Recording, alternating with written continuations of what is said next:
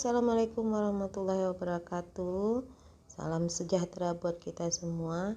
Hai anak-anak ibu, apa kabar?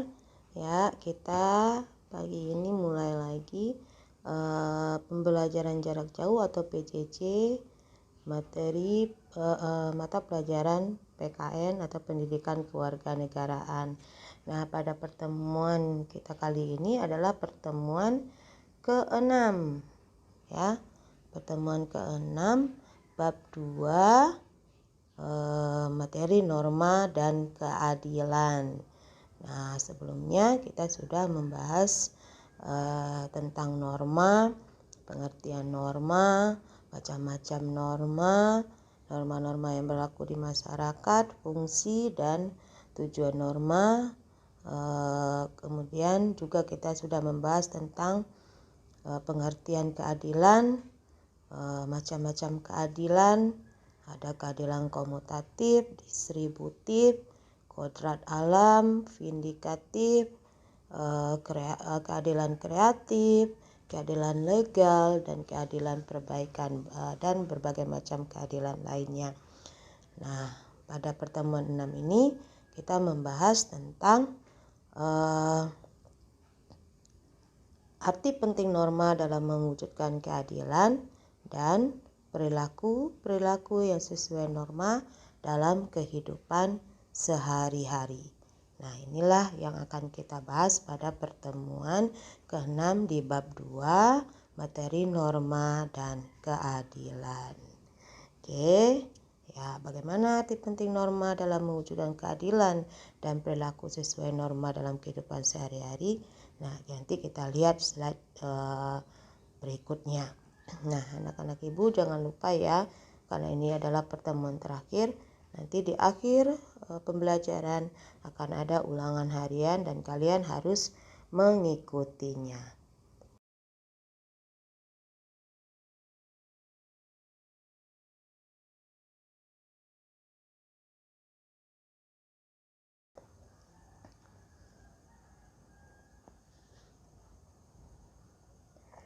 Arti penting norma dalam mewujudkan keadilan.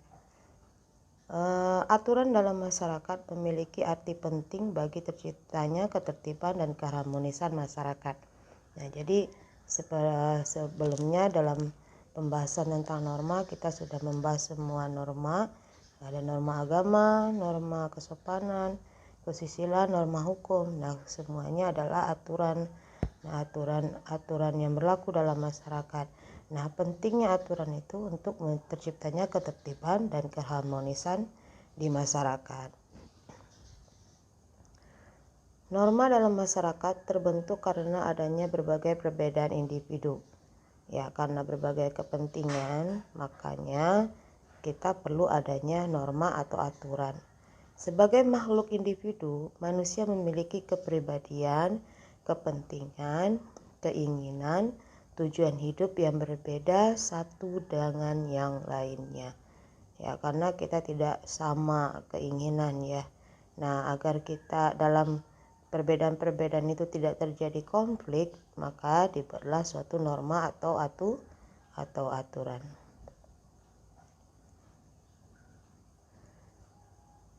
Agar segala perbedaan tersebut tidak menimbulkan perpecahan dan ketidaktertiban dalam masyarakat, dibuatlah peraturan atau norma yang seperti tadi Ibu sampaikan. Nah, fungsi aturan dalam masyarakat atau arti penting norma dalam mewujudkan keadilan antara lain. Yang pertama, sebagai pedoman dalam bertingkah laku. Nah, jadi pentingnya norma dalam mewujudkan keadilan di sini adalah bahwa norma itu sebagai pedoman dalam bertingkah laku, artinya sebagai patokan kita dalam berbuat atau bertingkah laku. Bertingkah laku di sini maksudnya yang pantas dan tidak pantas kita lakukan. Sebagai dasar apakah perbuatan yang kita lakukan itu sudah sesuai dengan aturan atau tidak. Norma memuat aturan tingkah laku masyarakat dalam pergaulan sosial. Mulai dari norma agama, norma kesopanan, kesusilaan, norma hukum, semuanya adalah aturan yang mengatur tingkah laku masyarakat. Yang kedua, fungsi aturan dalam masyarakat atau arti pentingnya norma dalam mewujudkan keadilan, menjaga kerukunan anggota masyarakat. Nah, menjaga kerukunan anggota masyarakat di sini sebagai pentingnya suatu norma itu adalah mengatur agar perbedaan dalam masyarakat tidak menimbulkan kekacauan atau ketidaktertiban. Jangan sampai karena kita tadi berbeda-beda keinginan, berbeda-beda pandangan. Ya, jadi untuk menyatukannya maka kita buatlah suatu aturan atau norma. Nah, bagaimana hubungannya dengan mewujudkan keadilan? Nah, karena di sini keadilan itu pada dasarnya kan adalah memenuhi hak-hak kita. Untuk memenuhi hak yang dikatakan keadilan di sini kan seperti yang minggu lalu kita sampaikan bahwa keadilan itu adalah menempatkan sesuatu pada tempatnya. Artinya apa yang menjadi hak-hak kita itu kita dapatkan, dan apa yang menjadi kewajiban kita itu kita lakukan. Nah, di sini agar hak kita itu bisa terpenuhi dan hak orang lain juga bisa terpenuhi, maka dibuatlah suatu norma atau aturan. Yang ketiga, fungsi aturan atau pentingnya norma dalam mewujudkan keadilan adalah sebagai sistem pengendalian sosial. Nah, di sini tingkah laku anggota masyarakat diawasi dan dikendalikan oleh aturan yang berlaku. Nah, karena ada aturan-aturan tadi, jadi suatu hal yang tidak pantas dilakukan masyarakat itu bisa diatasi atau teratasi. Nah, di sini bagaimana yang tadi hubungan antara norma dan keadilan? Ya, dari skema atau bagan ini bisa kita lihat, norma itu menjamin hak dan kewajiban masyarakat atau warga negara. Jadi dengannya adanya aturan, hak dan kewajiban masyarakat itu akan terjamin. Nah, kalau hak dan kewajiban masyarakat itu terjamin, nah dalam hal ini bisalah ditegakkan dengan keadilan. Nah, keadilan ini terwujudnya dengan adanya norma atau aturan-aturan tersebut.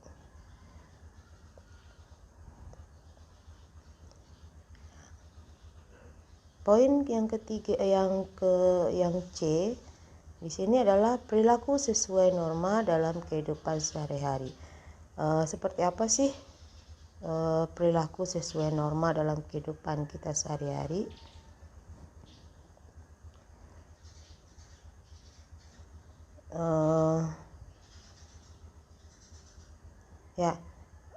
Yang C adalah perilaku sesuai norma dalam kehidupan sehari-hari.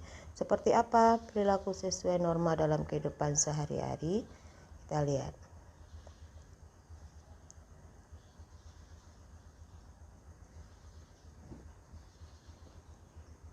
Yang C adalah perilaku sesuai norma dalam kehidupan sehari-hari. Seperti apa perilaku sesuai norma dalam kehidupan sehari-hari? Kita lihat. Yang pertama, di lingkungan keluarga. Contohnya berpamitan kepada orang tua saat akan bepergian. Nah, mungkin banyak ya di lingkungan keluarga. Membantu orang tua, menghormati orang tua, menghormati kakak, menyayangi adik-adik kita. Nah, itu juga bentuk perilaku sesuai norma dalam kehidupan sehari-hari. Yang kedua, di lingkungan sekolah, menghargai pendapat teman. Nah, ini kadang-kadang yang suka anak-anak lakukan di sekolah. Kalau ada temannya ingin berpendapat, suka diteriakin, "Weh." Nah, itu bukan perilaku yang sesuai norma. Nah, yang sesuai norma itu kita hargai apapun pendapat teman. Nah, kalaupun pendapat tersebut salah menurut kita berusaha untuk menyampaikan dengan cara baik kepada teman-teman kita. Kemudian perilaku yang sesuai dengan norma di lingkungan sekolah, selain menghargai pendapat teman, juga menghormati ibu bapak guru atau warga sekolah yang lainnya. Kemudian mematuhi segala aturan-aturan sekolah atau tata tertib sekolah. Yang ketiga, di lingkungan masyarakat atau negara. Nah, di lingkungan masyarakat contohnya mengetuk pintu saat bertamu, ya, permisi apabila kita melewati sekelompok orang yang lagi berkumpul gitu, atau ikut serta dalam kegiatan-kegiatan yang dilakukan di masyarakat. Begitu juga di dalam lingkungan negara. Nah, di sini dalam lingkungan negara yaitu perilaku yang sesuai dengan norma, yaitu sesuai dengan norma hukum, yaitu mematuhi segala peraturan-peraturan hukum. Sikap patuh terhadap norma-norma yang berlaku dalam kehidupan bermasyarakat, berbangsa dan bernegara bukan lahir karena keadaan terpaksa, takut dikenakan sanksi, atau karena kehadiran aparat penegak hukum. Kepatuhan harus muncul dari dorongan tanggung jawab kalian sebagai warga negara yang baik. Jadi jangan kita nih patuh terhadap aturan-aturan karena ada sanksinya, tidak boleh seperti itu, atau karena ada petugasnya, ya tidak, tapi adalah kesadaran kita sendiri dan tanggung jawab kita sebagai warga negara yang baik. Sikap patuh akan muncul pertama kali dalam diri sendiri apabila sudah menjadi kesadaran. Nah, kesadaran diri akan arti penting, tujuan dan fungsi norma dalam kehidupan akan mendorong seseorang terbiasa untuk mematuhi norma-norma yang berlaku. Munculnya kesadaran diri untuk patuh pada norma-norma dalam kehidupan masyarakat harus dibiasakan sejak dini. Ya, sikap patuh terhadap norma-norma yang berlaku dalam kehidupan berbangsa. Sikap patuh terhadap norma-norma yang berlaku dalam kehidupan bermasyarakat, berbangsa dan bernegara bukan lahir karena keadaan terpaksa, takut dikenakan sanksi, atau karena kehadiran aparat penegak hukum. Kepatuhan harus muncul dari dorongan tanggung jawab kalian sebagai warga negara yang baik. Jadi mematuhi suatu aturan itu bukan karena adanya petugasnya, bukan karena ada sanksi yang nanti dikenakan kepada kita apabila melanggarnya, ya, tapi haruslah berdasar tanggung jawab dari diri kita sendiri, dan kepatuhan kita itu muncul memang berdasarkan kesadaran kita sebagai warga negara yang baik. Nah, sikap patuh akan muncul pertama kali dalam diri sendiri apabila sudah menjadi kesadaran. Ya, seperti tadi Bu katakan, ya harus ada kesadaran kita. Kesadaran diri akan arti penting, tujuan dan fungsi norma dalam kehidupan akan mendorong seseorang terbiasa untuk mematuhi norma-norma yang berlaku. Munculnya kesadaran diri untuk patuh pada norma-norma dalam kehidupan masyarakat harus dibiasakan sejak dini. Nah, dari kecil itu orang tua itu sudah memberikan pengetahuan, memberikan pendidikan kepada kita bagaimana kita patuh terhadap aturan-aturan yang berlaku. Oleh karena itu, alangkah baiknya jika kalian membina sikap dan budaya sebagai berikut.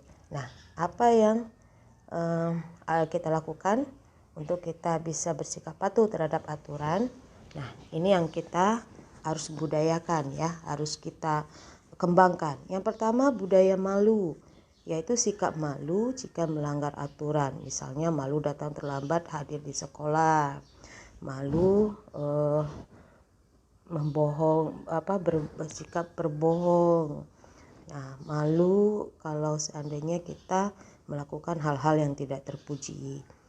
Yang kedua, budaya tertib, yaitu membiasakan bersikap tertib dimanapun kalian berada. Misalnya mengikuti antrian sesuai dengan nomor antrian. Yang ketiga, budaya bersih, yaitu sikap untuk berkata dan berperilaku jujur dan bersih dari tindakan-tindakan kotor. Misalnya tidak menyontek ketika ulangan atau ujian, tidak berbohong, tidak suka membuat keributan. Nah, itu adalah sikap dan budaya yang harus kita kembangkan di dalam kita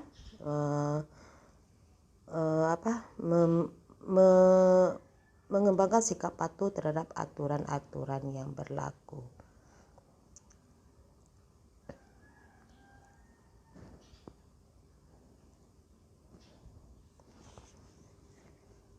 Oke, kita lanjut. Dalam kehidupan sehari-hari masih banyak ditemukan perilaku tidak patuh terhadap norma. Ada beberapa penyebab kesadaran terhadap kepatuhan pada norma-norma dalam kehidupan masih rendah. Apa saja yang menyebabkan kesadaran terhadap kepatuhan kepatuhan pada norma-norma atau aturan yang berlaku? Yuk kita lihat.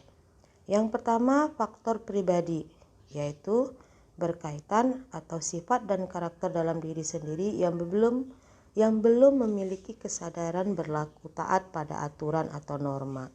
Nah, ini diri kita sendiri. Yang faktor pertama ya, yang menyebabkan masih rendahnya kepatuhan masyarakat terhadap norma-norma, yaitu sifat atau karakter dalam dirinya yang belum memiliki kesadaran berlaku taat terhadap aturan.